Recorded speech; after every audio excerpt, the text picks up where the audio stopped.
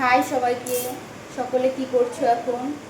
আমি তো এখন এই সকালবেলা উঠে ভাবলাম তোমাদের সাথে একটা ছোটো থেকে ভিডিও শেয়ার করবি, মিনি ব্লগ। তো গুড মর্নিং সকলকে।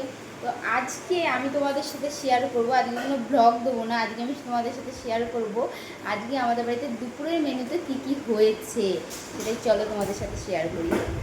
দেখো, প্রথমেই অনেকগুলো জিনিস দেখতে পাচ্ছ। আজকে তোমাদের সাথে পুরোটা শেয়ার করি কী কী হয়েছে। আজকে দুপুরে হয়েছে ভাত, সাদা ভাত। আচ্ছা, তারপরে হচ্ছে আমার বর কিন্তু খেয়ে দিয়ে বেরিয়ে গেছে অবশ্য। এই যে পুঁই শাক দিয়ে চিংড়ি মাছ, এটা ইলিশ মাছের মাথা দিয়েও ভালো লাগে। আমার বর যেহেতু চিংড়ি মাছ দিয়ে পছন্দ করে বলে চিংড়ি মাছ।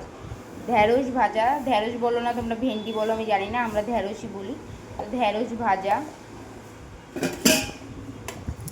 আর হয়েছে স্পেশাল যেটা, সেটা হচ্ছে দেশি মুরগির লাল লাল ঝাল ঝাল ঝোল। ব্যাস, এইটুকুই আজকে আমাদের দুপুরের মেনু। আর আমার ছেলের দুপুরের মেনু হচ্ছে চিকেন স্টু, এটা দিয়েও ভাত খাবে।